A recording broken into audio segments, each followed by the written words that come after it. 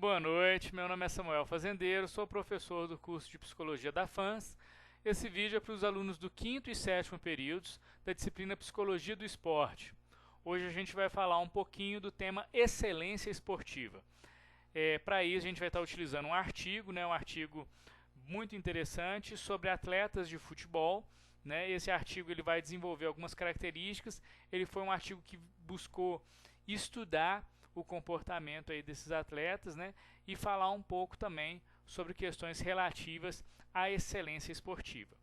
Bem, os atletas, eles são pessoas públicas também, principalmente aí com toda a mídia, todo um aparato social que vai colocar esses atletas como heróis, para várias pessoas. Esses atletas eles vão gozar de um status social muito relevante. E esse status, essa colocação nesse lugar de pessoa pública, muitas vezes é um pouco complicado para esse atleta também, que ele não sabe lidar com isso. E esse não saber lidar, ou esse status que é atribuído a ele profissionalmente, acaba por influenciar também a personalidade desse indivíduo, de maneira positiva para alguns aspectos, negativa para outros aspectos, e hoje a gente vai falar um pouco disso sobre esse artigo aqui que a gente vai estar trabalhando. Bem, nós vivemos hoje uma cultura individualista, uma cultura extremamente individualista, que vai pregar para o atleta, por exemplo, que tudo depende dele, o desempenho dele, a força dele, a vitória dele. E essa cultura individualista, arraigada em vários aspectos, no caso que a gente está falando do esporte, mas a gente pode transpor essa discussão para vários momentos, inclusive para os outros momentos laborais, para as relações afetivas, para as relações sociais que a gente estabelece. Então, quer dizer, essa cultura individualista que vai colocar tudo como dependência da pessoa, no caso que a gente está falando do esporte, então do jogador de futebol, no caso, vai acarretar um sofrimento para esse indivíduo. E como que esse indivíduo vai reagir e lidar com esse sofrimento? Essa é a primeira questão que a gente vai pensar aqui nesse texto. Bom, atualmente então, não basta a gente pensar numa excelência esportiva para os atletas, uma excelência esportiva técnica, um preparo físico e habilidades assim incríveis nesse atleta. A gente tem que pensar também necessariamente de consciência e maturidade do indivíduo para lidar com essas questões extra-campo que vão influenciar dentro do campo também dos nossos atletas. Os psicólogos do esporte, então, atentos a isso, eles vão estar buscando estudar essas questões e desenvolver técnicas e táticas para cuidar da saúde desse atleta como um todo. Não apenas desse atleta como jogador ali, mas como indivíduo também. Esse ponto já foi ressaltado em vários textos que a gente trabalhou, e nesse texto isso vai ficar muito evidente a partir dessa pesquisa feita com jogadores, treinadores, preparadores físicos, e ex-jogadores de futebol lá em Porto Alegre. Bom, vamos lá.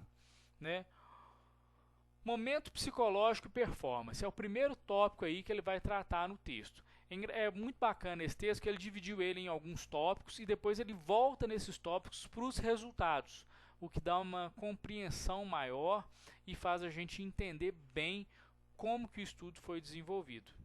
Um elogio aqui para o texto que está muito claro e muito interessante para quem quiser ir acompanhando aí com a leitura. Bom, primeiro modelo que ele vai falar para a gente é do modelo multidimensional. É um modelo complexo, bem complexo, por quê? Porque ele vai relacionar a performance com uma sequência de eventos. Então o indivíduo ele vai pensar, ele vai ter a performance a partir de uma sequência de eventos, de uma sequência de eventos que vão estar acontecendo, e aí isso vai influenciar diretamente na performance dele.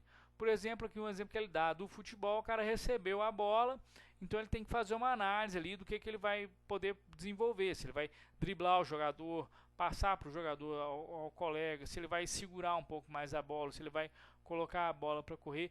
Isso tudo está no modelo multidimensional do indivíduo. O outro modelo também que ele vai poder estar desenvolvendo a partir aí da performance vai ser o modelo de antecedentes e consequências, que as variáveis que antecedem essa jogada. Como que foi esse passe? Se esse passe me possibilitou dominar a bola imediatamente, aí eu tenho mais tempo para pensar no que eu vou fazer. Se esse passe foi um passe mais rápido, então eu não tenho muito tempo, eu já preciso já de ter uma visão periférica maior para fazer a passagem dessa bola e não perder. Como é que foi? Foi uma roubada de bola? Foi um lance que a gente está avançando para o campo oposto? Tudo isso vão ser antecedentes e consequências, né, possíveis das decisões que eu for tomar.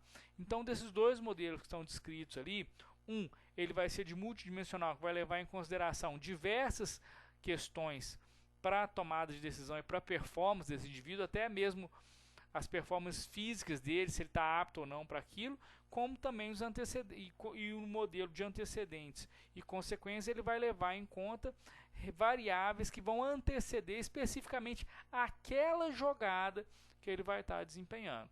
Esses dois modelos aqui, eles vão estar bem descritos ao longo do texto, e ele vai relacionar, né, esses dois modelos com os jogadores, com a performance desses jogadores, né? O segundo tópico que eles vão trabalhar vai ser a atuação, ansiedade e performance. Nesse tópico ele faz questão de diferenciar esses termos, o que é muito importante. Por exemplo, a ativação vai estar voltada para as dimensões da intensidade de motivação do atleta. Então, assim, a ativação vai ser tudo aquilo que vai estar ligado à intensidade da motivação que ele vai ter durante o exercício da jogada, do exercício daquele jogo, do exercício daquela atuação frente às questões que são inerentes para o atleta dentro, né, do processo dele, do jogo. E a ansiedade, ele define aqui como uma adaptação e regulação da vida cotidiana. A ansiedade, então, ela sempre vai estar presente nos indivíduos, sempre vai estar presente nos atletas, mas ela vai ter características específicas que vão poder colocar essa ansiedade como normal ou patológica quando ela passar de determinados níveis, né? E ele vai definir dois tipos de ansiedade, que é a ansiedade estado e a ansiedade traço. Na ansiedade estado, é uma ansiedade provisória situacional. Por exemplo, eu estou no meio de uma situação e aí acontece eu estou caminhando na rua e de repente eu escuto, eu vejo um indivíduo se aproximando rapidamente de mim e a impressão que ele está armado. Eu vou ter uma ansiedade, mas ela é provisória, ela é daquela situação. Eu não vou estar o tempo inteiro pensando nisso. Ou então a ansiedade traço, que já vai ser uma estrutura da personalidade, né, desse indivíduo, vai estar ligada diretamente à personalidade desse indivíduo, e esse indivíduo construiu isso, então ela vai estar permanentemente com ele. Não é caracterizada por uma situação. Então as duas diferenças aqui da ansiedade que ele coloca no texto, ansiedade estado e ansiedade traço, vão ser justamente essas. Uma vai ser provisória, né, situacional, e a outra vai ser uma estrutura permanente aí da personalidade desse indivíduo. Esses dois conceitos são interessantes, é necessário que isso fique claro quando a gente for pensar na ansiedade desse indivíduo, que é tão falado aí na psicologia do esporte. Bem, estresse e esporte, um outro tópico importante que é colocado e é caracterizado nesse texto, né?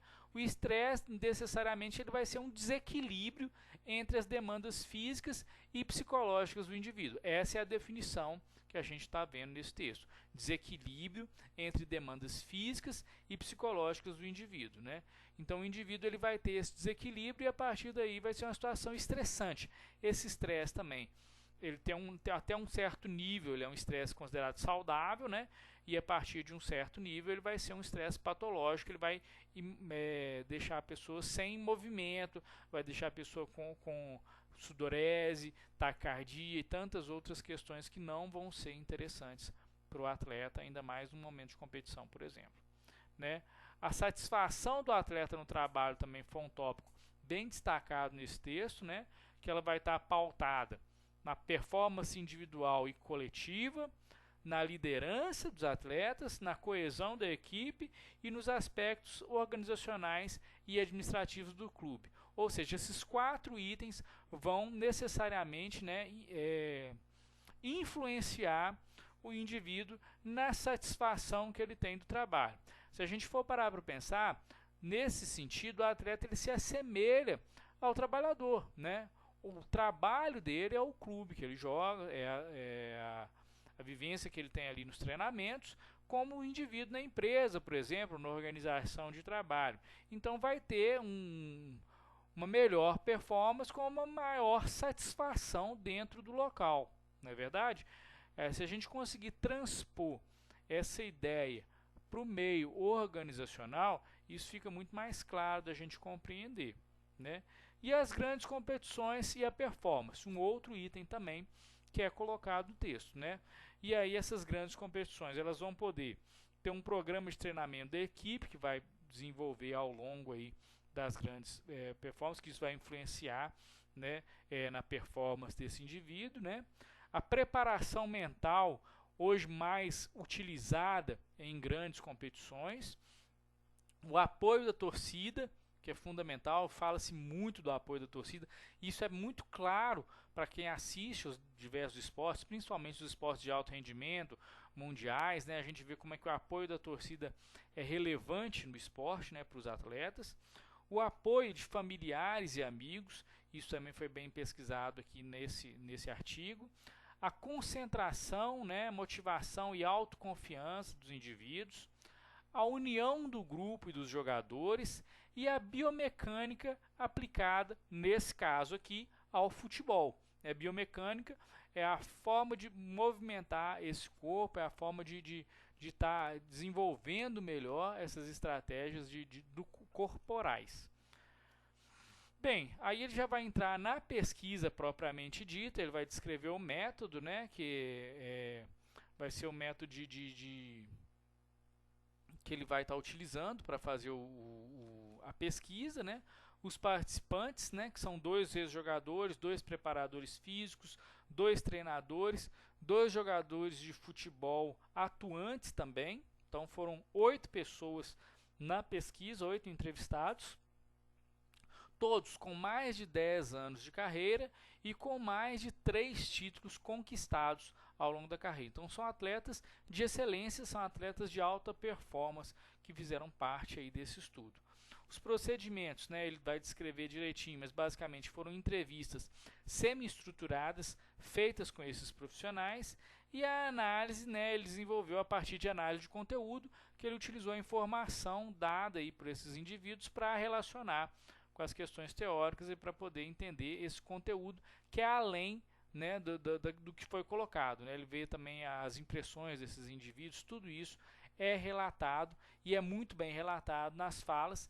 Aí ele volta isso nos resultados e coloca esses resultados em cada um desses 7 itens que ele colocou antes, né? Do programa de treinamento da equipe, da preparação mental, apoio da torcida, apoio dos familiares e amigos, da comunicação, motivação e autoconfiança, da união do grupo de jogadores e da biomecânica aplicada ao futebol. Todos esses aspectos eles vão ser analisados a partir aí das entrevistas feitas com esses profissionais e eles vão ser levados aí na discussão. E o que ele descobriu, né? Nessa discussão e com esse artigo ele viu que uma consonância entre esses aspectos já explicitados em estudos anteriores, né, dessas relevâncias, desses itens especificamente que ele colocou aqui para a gente, com o que foi colocado por esses profissionais, né, ao longo aí das entrevistas. Né? Nesse estudo ainda, ele vai destacar então o papel do líder, né, na motivação desses indivíduos. Isso é bem colocado, ficou bem evidente nas pesquisas, ao longo da descrição ele coloca isso de uma forma bem evidente.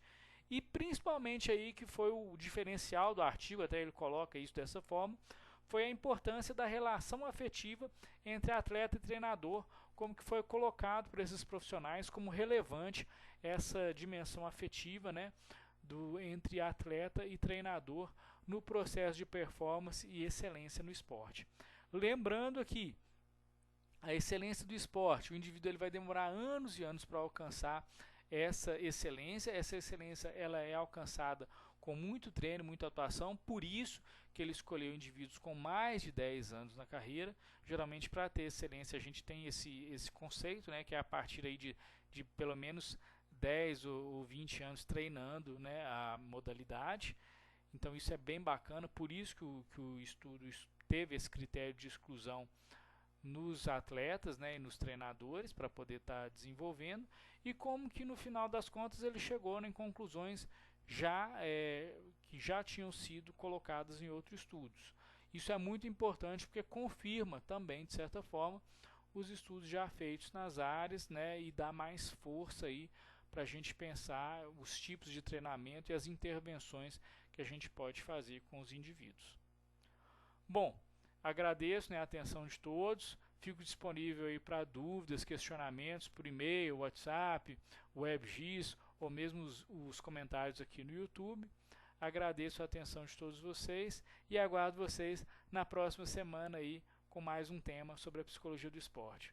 Muito obrigado, um cordial abraço a todos, até a próxima.